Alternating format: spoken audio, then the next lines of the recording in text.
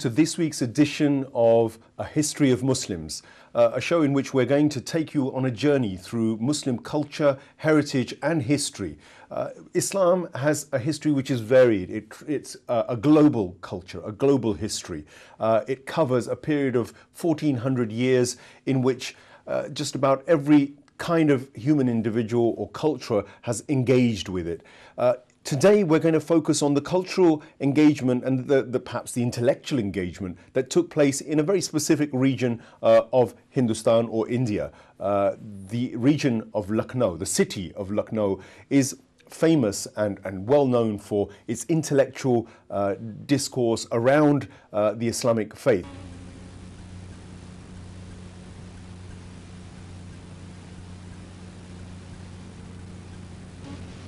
یہ ہے میر کا مسکن انیس کا خرمن جان عالم کا چمن لکھنؤ ہندوستان کا ایک ایسا شہر جو اپنی شرافت و نفاست تہذیب و ثقافت پیار بھری بولی اور قومی یکجہتی کے لیے ساری دنیا میں مشہور ہے یوں تو لکھنؤ ہندوستان کے بڑے بڑے شہروں کے مقابلے ایک چھوٹا سا شہر ہے مگر یہاں اہل زبان آج بھی پائے جاتے ہیں تہذیبیں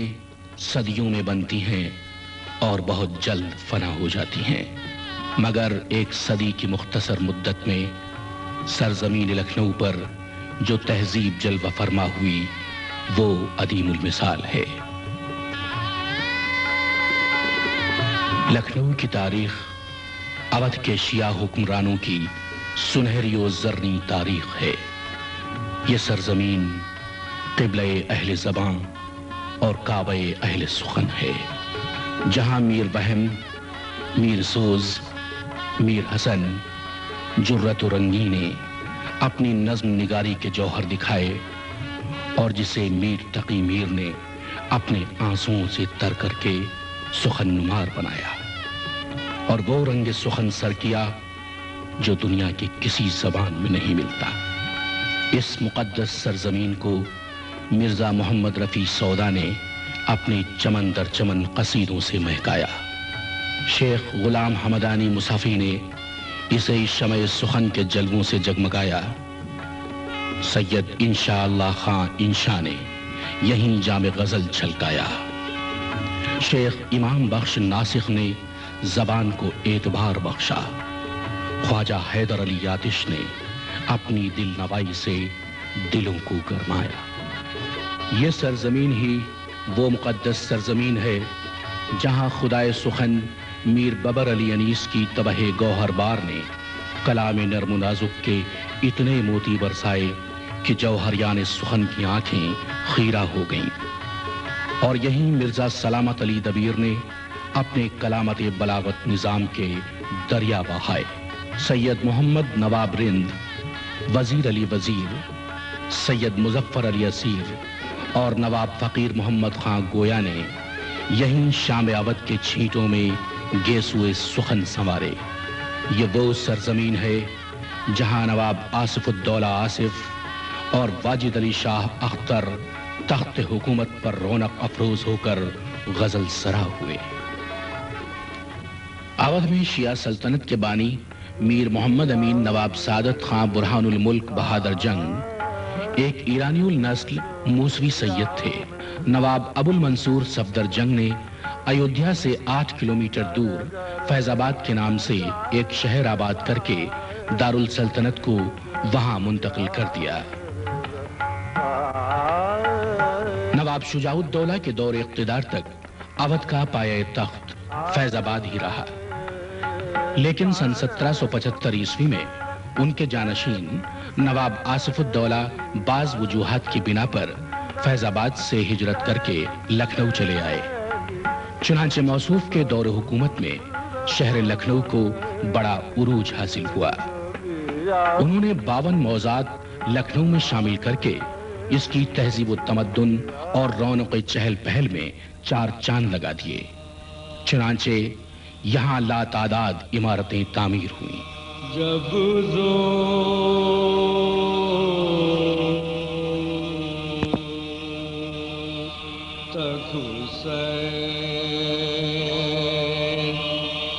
72 کو رو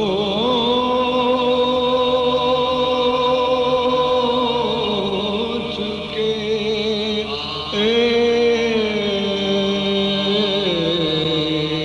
جب زور تک حسین 72 کو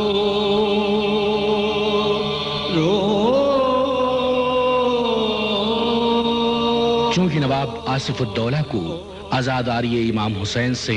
والہانہ عشق تھا، چنانچہ موصوف نے محرم میں مراسم عزاداری کی انجام دہی کے لیے سن 1784 عیسوی میں مبلغ 1 کروڑ روپے کی لاگت سے اس شہرہ آفاق امام باڑے کو تعمیر کروایا، جو دنیا میں تعمیر شدہ امام باڑوں میں سب سے بڑا ہے۔ اسی سبب سے یہ بڑے امام باڑے کے نام سے ساری دنیا میں مشہور ہے۔ چکے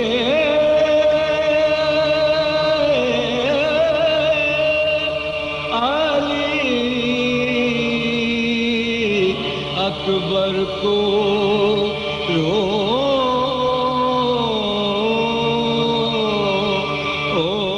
چکے۔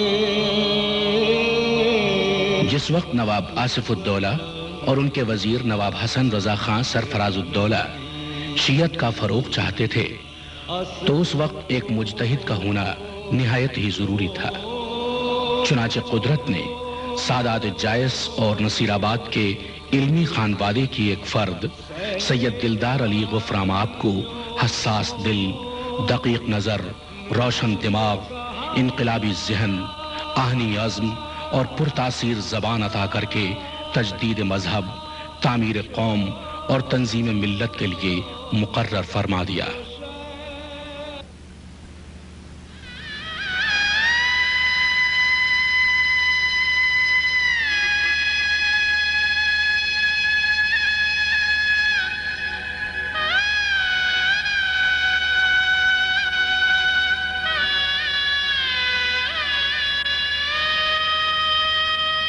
اودھ کے دیگر حکمرانوں کے دور اقتدار میں بھی لکھنؤ میں شیعت نے بڑا فروغ پایا اور متعدد امام باڑے تعمیر ہوئے جو عظمت پارینہ کی بہترین یادگاریں ہیں۔ وہ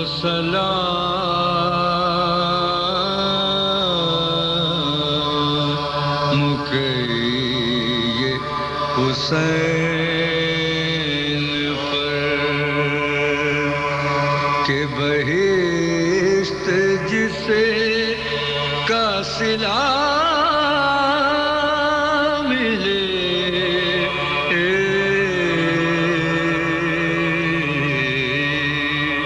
وہ سلام کہ یہ حسین پر، وہ سلام کہیے حسین پر کہ بہشت جس کا صلہ ملے،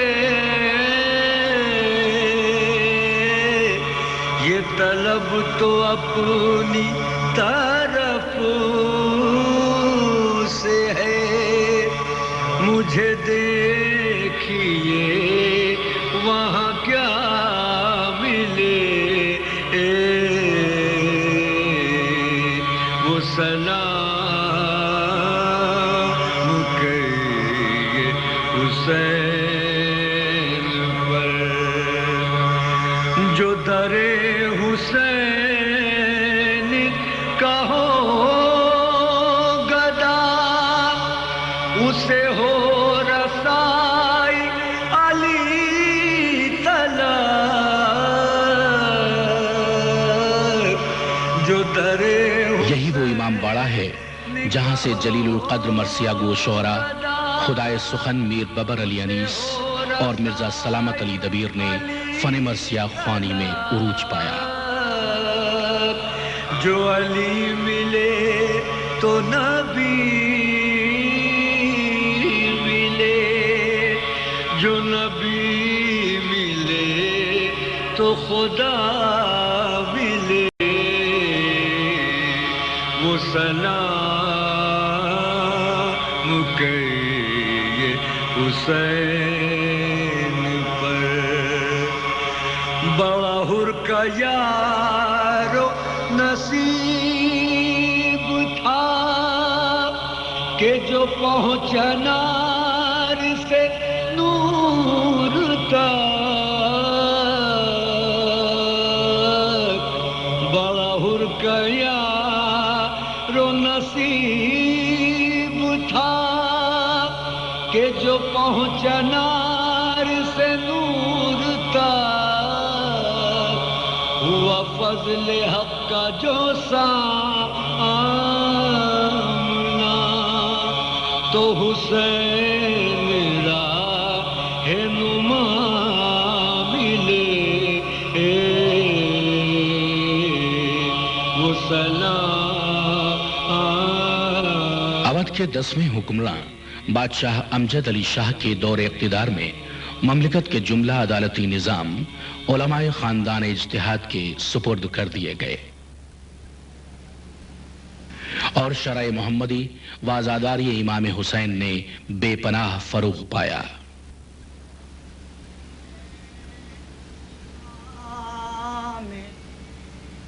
زمان کھینچتے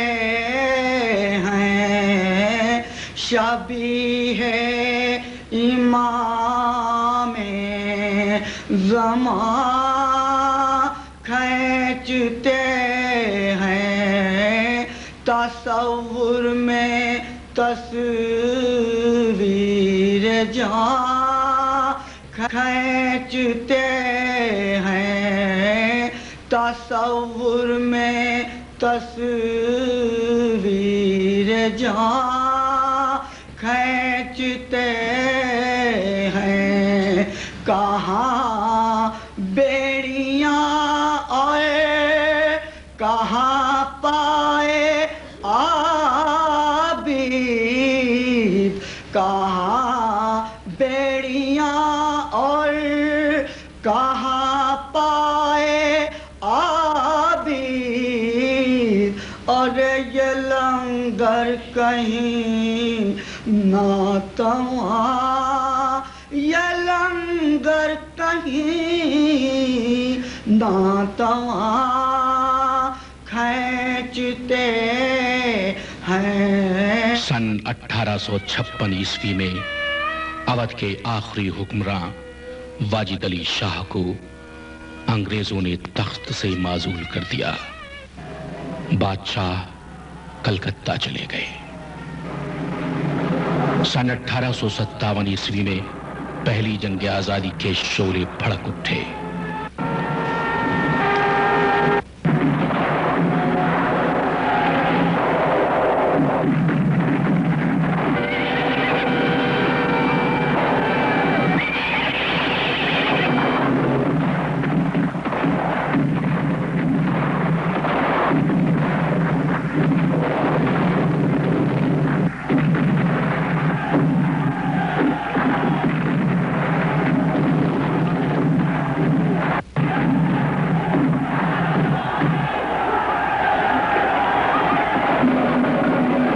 لیکن بہت جلد انگریزوں نے اپنی شاطرانہ چالوں کے بل پر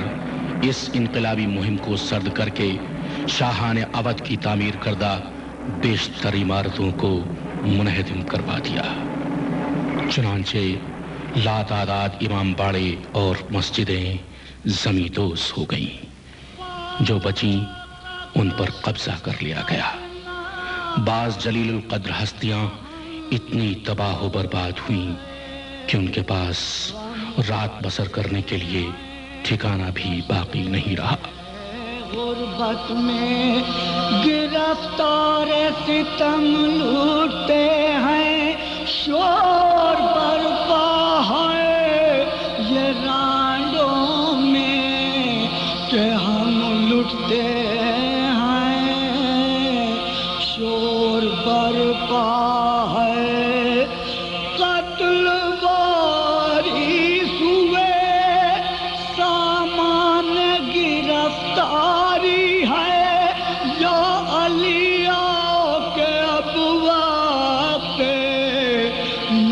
یادگاری ہے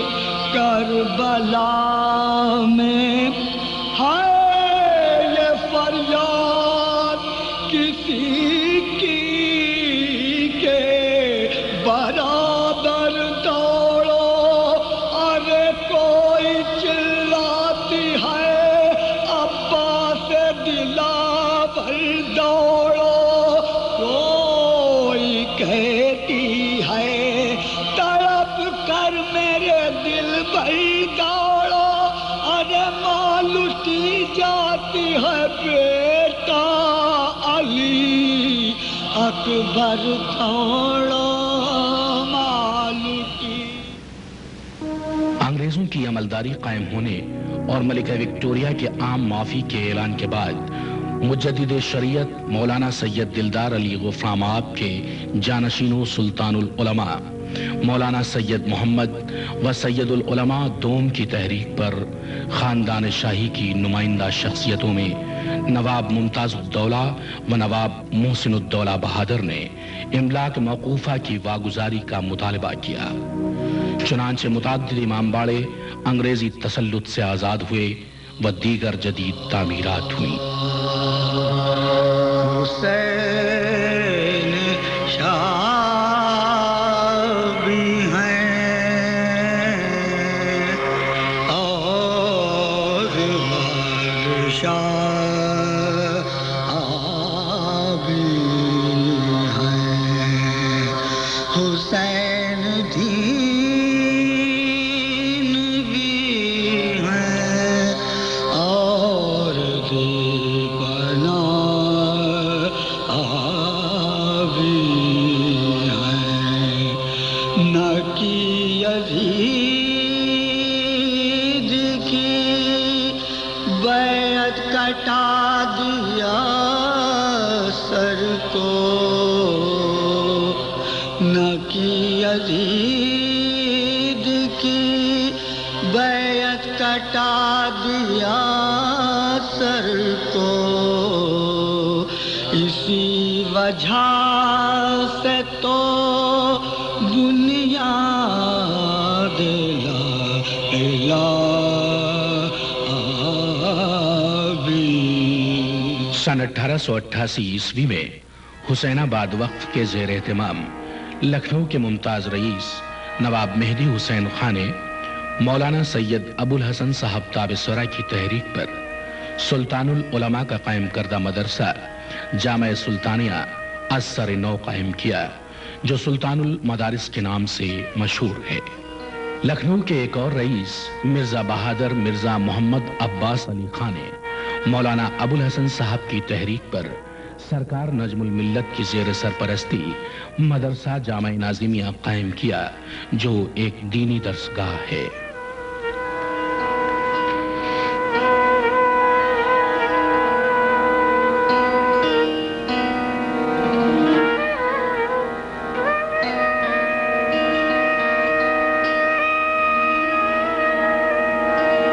مہاراجہ سر محمد علی محمد خان آف محمود آباد نے مدرس الواعظین کے نام سے کیننگ اسٹریٹ پر ایک مدرسہ قائم کیا۔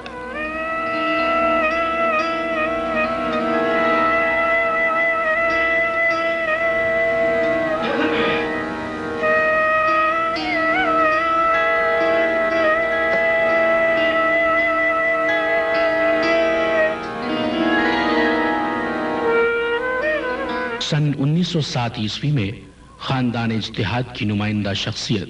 جید عالم دین قدوۃ العلماء مولانا کلب صادق عرف آقا حسن صاحب تابسرہ نے شیعوں کی سماجی فلاح و بہبود کے پیش نظر انجمن صدر الصدور امامیہ قائم کی، جو تقریباً 2 سال کے بعد شیعہ کانفرنس کے نام سے موسوم ہو گئی۔ اس ادارے کے تحت بہت سے فلاحی کام ہوئے،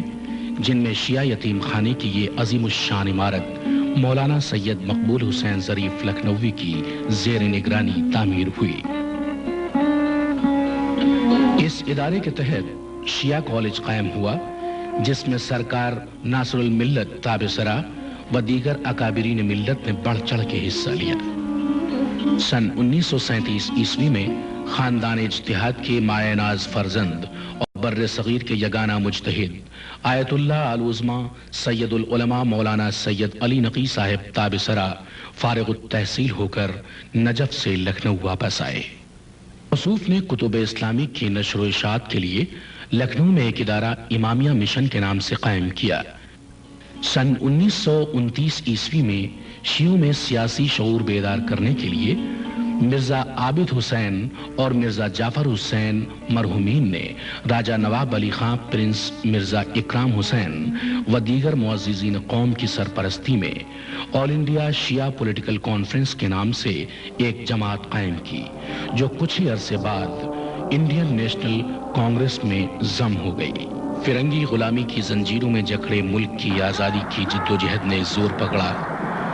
اور آخرکار 15 اگست سن 1947 عیسوی میں ملک آزاد ہو گیا۔ سن 1951 عیسوی میں قانون خاتمہ زمینداری و اصلاح اراضی ایکٹ کے پاس ہو جانے کے بعد جاگیردارانہ نظام نے دم توڑ دیا۔ شیعہ بستیوں میں فلاکت پوری طرح منڈلانے لگی۔ ان کی طرز معاشرت میں حصول معاش کے لیے بھی بہت سے دروازے بند تھے۔ انگریزی پڑھنا گناہ تھا، سرکاری ملازمت وسیلہ جہنم تھی، زینت و حرفت کی طرف توجہ کرنا شان ریاست کے منافی اور آباء و اجداد کے وقار کو خاک میں ملانے کے برابر تھا۔ نتیجتاً شیعہ آبادیوں پر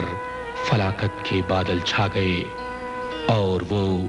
ہر میدان میں پچھڑتے چلے گئے۔ مولانا سید کلب حسین صاحب نے ادارہ اقتصادیات شیعہ کا انعقاد کیا۔ مولانا سید کلب عابد صاحب نے اپنے فصیح و بلیغ خطبوں کے ذریعے قوم میں بیداری کی روح پھونکی۔ جو عالموں کا پالنے والا مولانا سید غلام عسکری صاحب تابسرہ نے تحریک دینداری کا آغاز کر کے تنظیم المکاتب قائم کیا۔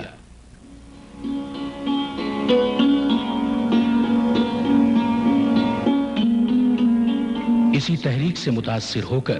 علی کانگریس کے صدر الحاج مرزا جاوید مرتضی نے تحریک دین فہمی کا آغاز کیا، لیکن ان سب کے باوجود قوم کی بدحالی میں کوئی خاص سدھار ممکن نہ ہو سکا۔ چنانچہ پرانے لکھنؤ کے قدیم محلے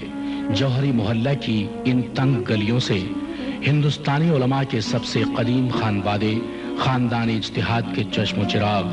آل India Muslim Personal Law Board کے نائب صدر اجتہاد بین المسلمین کے علمبردار مشہور قومی رہنما مولانا ڈاکٹر سید کلب صادق صاحب نے قوم کی فلاح و اصلاح کا بیڑا اٹھایا۔ انہی فلاحی اسکیموں کو انجام دینے کے ساتھ مولانا ڈاکٹر کلب صادق خدائے سخن میر ببر علی انیس کی خدمات کو بھی فراموش نہ کر سکے۔ چنانچہ مئی 1992 میں میر انیس کی یاد میں توحید المسلمین ٹرسٹ کے زیر اہتمام سہروزہ سیمینار کا انعقاد ہوا اور ان کے مقبرے کی تعمیر جدید عمل میں آئی۔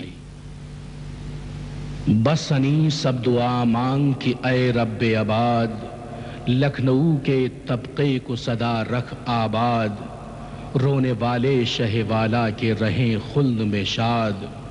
ان کے سائے میں بہر و مند ہو ان کی اولاد،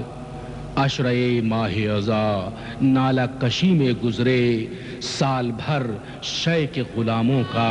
خوشی میں۔ Muslims, we will continue this theme of the Muslims of India and look into the achievements both culturally,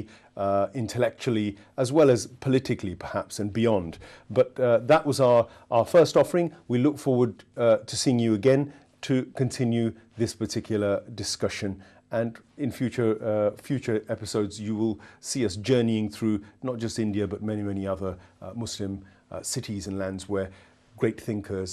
have evolved and great Islamic cultures have evolved. Assalamu alaikum, Khuda Hafiz.